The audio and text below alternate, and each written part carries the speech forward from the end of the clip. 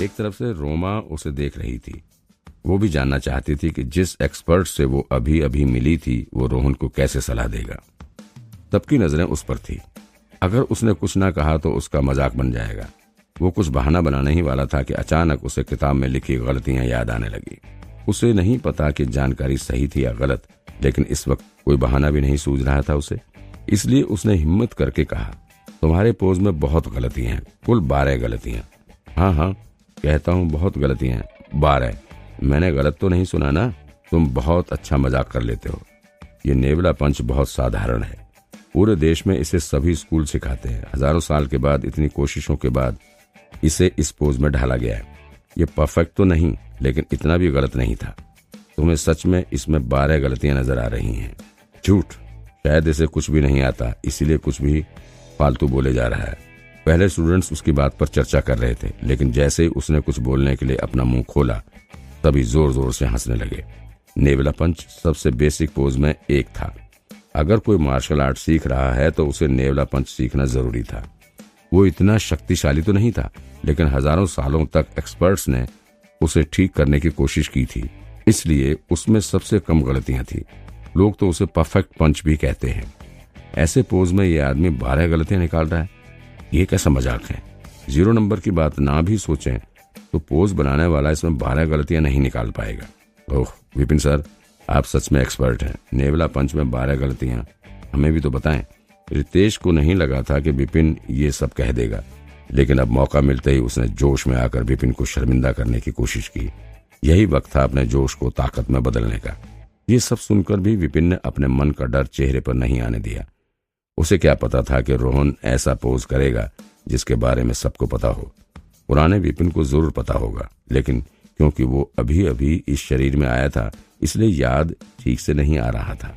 लेकिन वो दूसरी दुनिया का है जहां जानकारी की कमी नहीं है। उसे शर्मिंदा करना इतना आसान नहीं।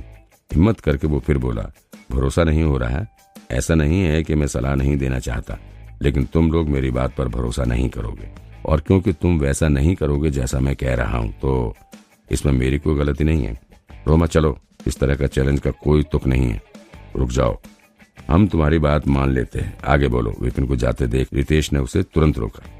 तो लग रहा था कि विपिन जानबूझकर गलतियां बढ़ाकर बोल रहा है ताकि लोग उसकी बात पर हंसें और उसे ऐसा कहकर भागने का मौका मिल जाए। लेकिन ऐसा मौका उसे दोबारा नहीं मिलेगा तो वो विपिन को कैसे जाने देता। ये देखकर कि विपिन पूरी तरह से फंस गया है, अब उसके पास कोई चारा नहीं था सिवाय इसके कि वो उस किताब को खोले और जो लिखा है उसे पढ़ दे। अगर मरना ही है तो ठीक है। उसने किताब खोली और गलतियां दोबारा पढ़ी। उसकी नजर आखिरी गलती पर पड़ी और फिर बोला, तुमने पोज दाएं हाथ से किया। मेरी सलाह मानो, उसे बाएं हाथ से करो और फिर दीवार पर पंच मारो। क्या पता उसे मिला तोहफा ठीक हो। वैसे भी कोई बचने का दूसरा रास्ता तो था नहीं। बाएं हाथ से ये भी तो सलाह हो सकती है। क्या मजाक है? बाएं हाथ सभी का कमजोर होता है। अगर बाएं हाथ से करेगा तो उसका पूरा पोज खराब तो नहीं हो जाएगा? स्टूडेंट्स विपिन की ओर देखने लगे। सबको पता था बाएं हाथ कमजोर होता है। रोहन का भी होगा, फिर भी बाएं हाथ से पोज करने के लिए कह रहा है। ये कैसा मजाक है? रितेश ने सोचा मैं बस जीत ही गया, पर फिर भी उसने रोहन को कहा, रोहन जैसा कहा है वैसा करो। रोहन अभी अभी उसका स्टूडेंट बना था, इसलिए उसे पता था रोहन ज्यादातर दायां हाथ ही इस्तेमाल करता है। अगर बाएं से करेगा तो 30 किलो ही ले पाएगा। जब कोई स्टूडेंट 62 से सलाह लेने के बाद 30 किलो पर आएगा तो विपिन तो पूरा बदनाम हो जाएगा। फिर देखेंगे कैसे वो स्कूल आ पाएगा। रोहन भी हंसकर बोला ठीक है, और फिर से पोज बनाया। उसे पता था कि उसका बायां हाथ कमजोर है और बाएं हाथ से पंच क्या मजाक है। नेवला पंच वो बचपन से कर रहा है। उसने दाएं से ही करा है, लेकिन वो जल्दी ही बाएं से करना भी सीख गया। पोज से एनर्जी तो आई, लेकिन पहले से कम लग रही थी। विपिन घबराहट में था, कहीं मेरा तोहफा झूठा तो नहीं। बाकी लोगों को तोहफे में पूर्वजों की सलाह मिलती है या कोई पावर। अगर वो सही इस्तेमाल कर सकें तो उन्हें कोई मुश्किल नहीं होती, लेकिन उसे तो किताबें मिली। अगर किताब का लिखा गलत है तो पक्का स्कूल से निकाला जाएगा। भैया जल्दी ही पोज खत्म हुआ। रोहन ने दीवार के पास जाकर बाएं हाथ से पंच मारा। धाड़, नंबर आए 1। हाँ, मैं तो सोच रहा था 30 होगा।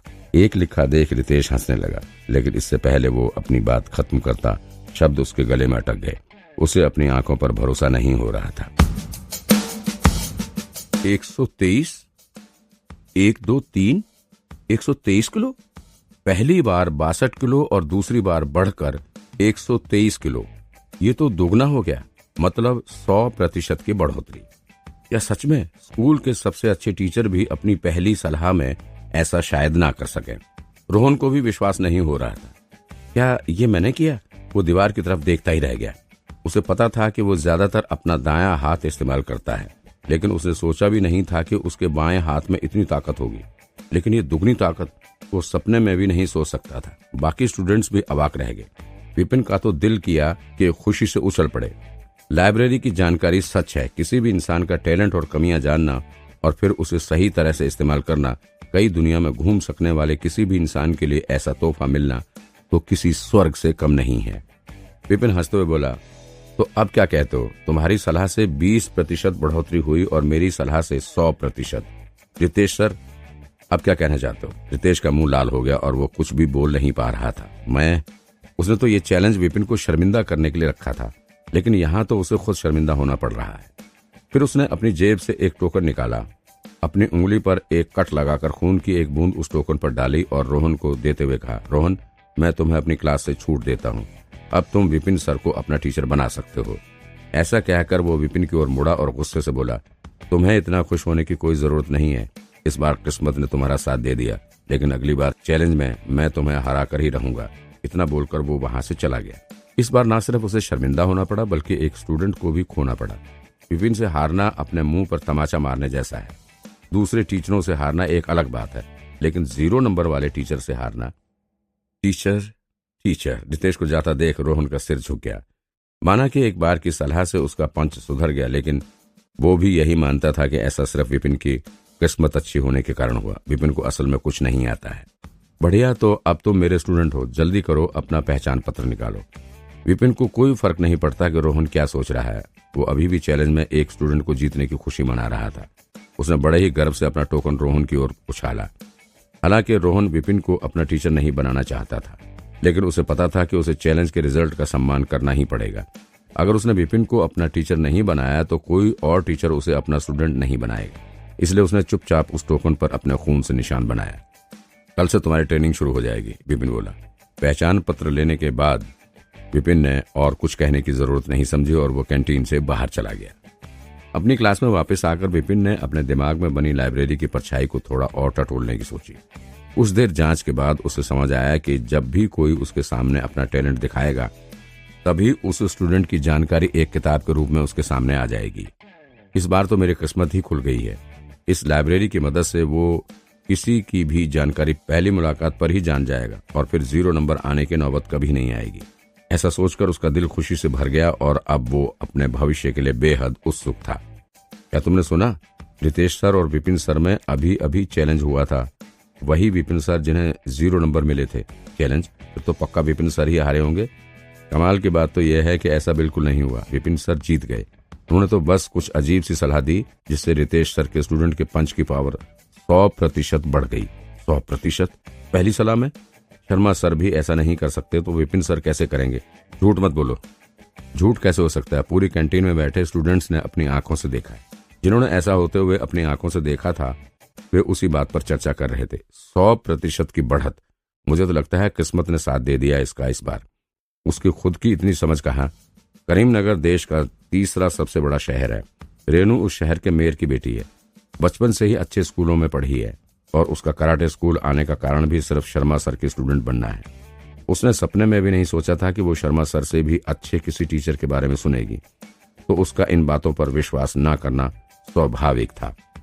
किस्मत? मुझे नहीं लगता कि सिर्फ किस्मत के सहारे कोई 100% की बढ़ोतरी कर सकता है। पास ही बैठे एक और स्टूडेंट ने उसकी बात का जवाब दिया। तुम्हें क्या लगता है मैं विपिन सर को पहचानती नहीं? किस्मत नहीं तो और क्या होगा।